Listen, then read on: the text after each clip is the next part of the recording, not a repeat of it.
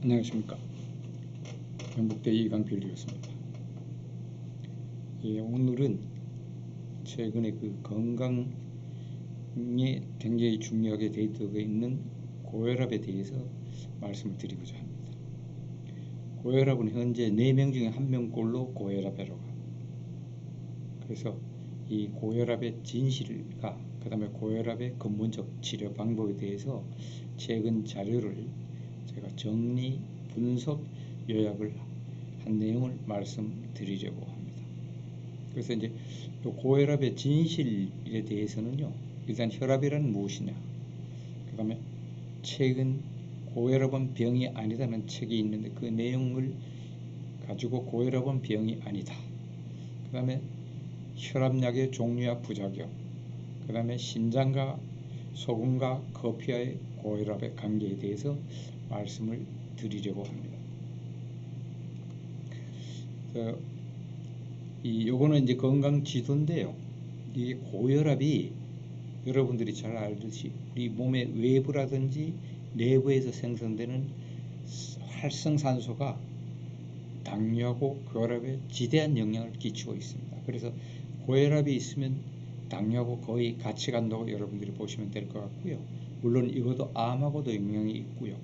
그 다음에 여기에 건강지도에서 나타낸 이 렉틴, 동물성 단백질의 가다, 물, 스트레스, 액상가당의 가자 등이 물론 이 활성산소를 또 생성해가지고 여러 병을 야기시키고 있습니다.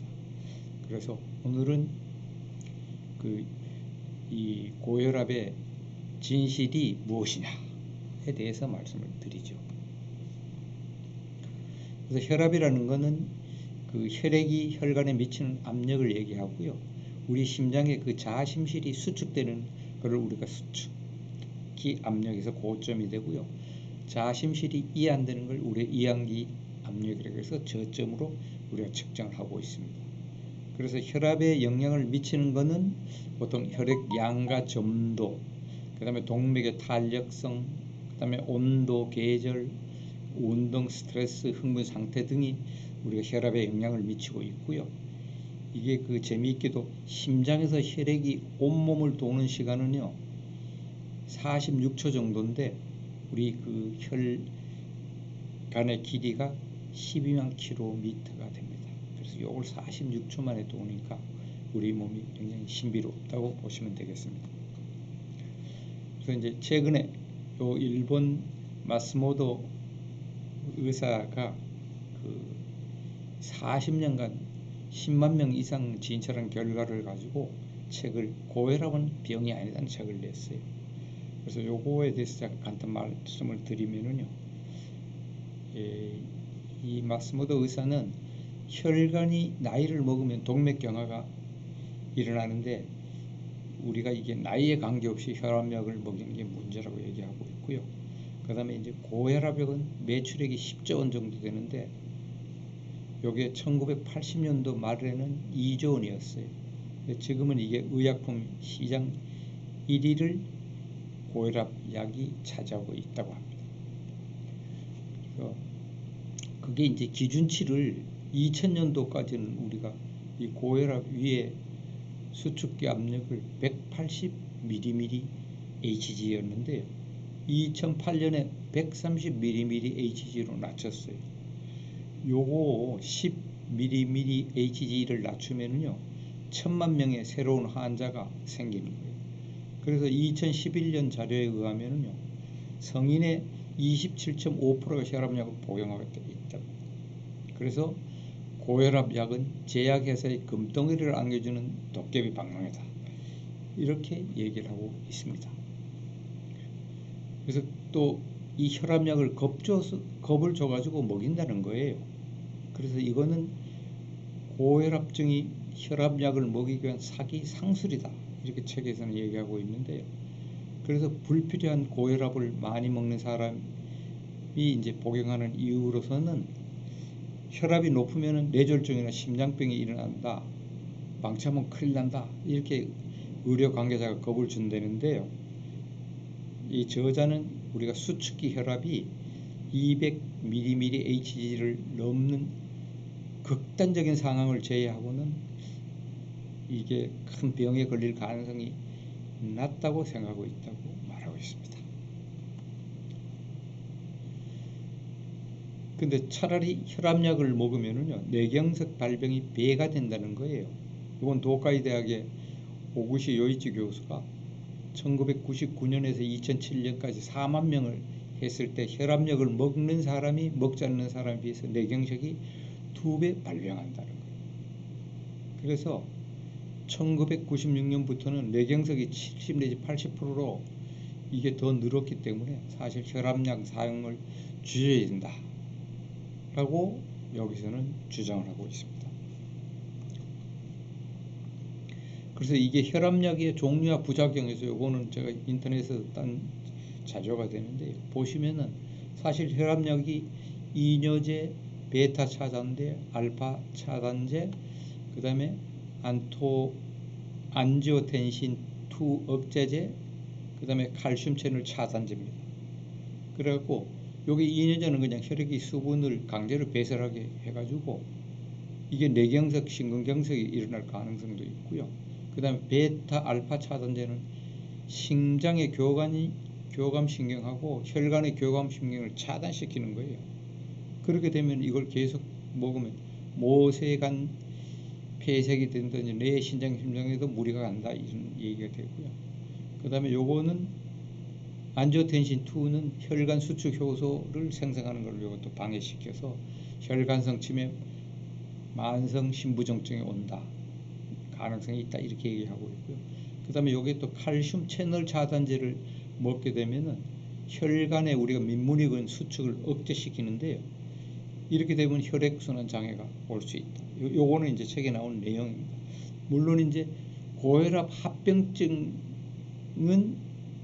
이 내용하고 거의 비슷하게 됩니다. 만약에 이제 심하게 이렇게 왔을 때에 그냥 우리가 뒀을 때는 뇌, 눈, 심장, 신장, 혈관에 합병증이 오지 않겠냐 이렇게 얘기하고 있는데, 이 책에서는 혈압약을 먹음으로써 또 이 부작용은 무시할 수 없다 이렇게 얘기하고 있습니다.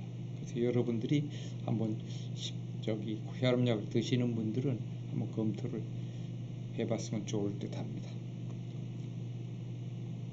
그래서 이 신장하고 고혈압은요, 우리가 이제 콩팥이 보통 소변으로 배출되는 염분하고 수분 조절을 하는데요.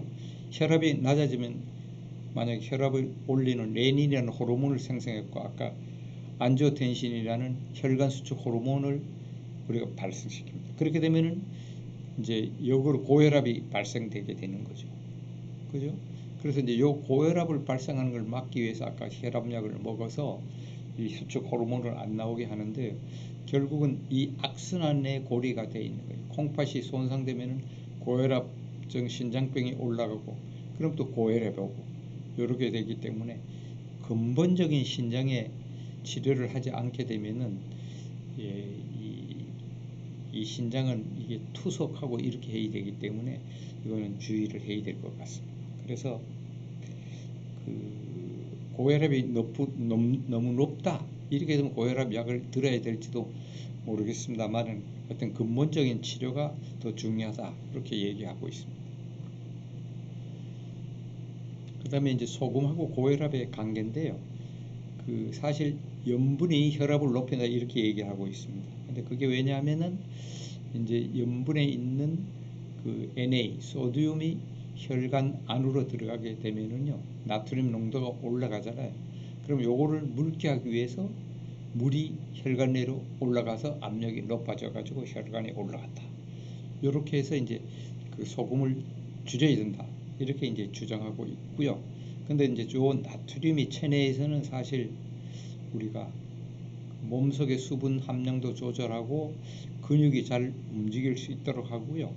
그 다음에 신경 전달을 또 잘 할 수 있도록 하고 소화도 잘 할 수 있도록 이런 식으로 쓰기 때문에 생리적으로 우리가 소금이 0.5에서 2.5g 정도는 하루에 필요한 거예요. 그래서 만약에 이게 부족하면은 거꾸로 심장마비 위험이 증가하고 건강에 나쁘다 이렇게 되는, 소금은 고혈압과 아무 관계가 없다 소금에 대한 과학적인 고찰을 바탕으로 소금 정책을 입안해야 된다라는 과학자들의 많은 연구가 지금 행해지고 있기 때문에 적당량의 소금은 또 취해야 될 것 같고 너무 저염은 위험하지 않겠냐 이렇게 생각이 듭니다. 그 다음에 이제 커피와 고혈압은 사실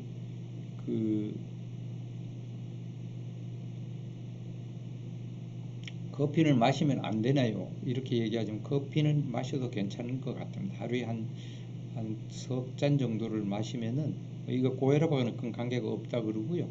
그다음 커피에는 여기 항산화 물질인 포리페놀이 포도주의 2~3배 많고요.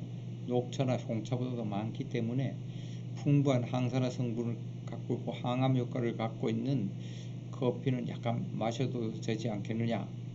그 다음에 요 대장암 위험도 40% 정도 감소시키는 결과도 있고 그래서요. 그렇게 걱정은 안 해도 될 것 같습니다.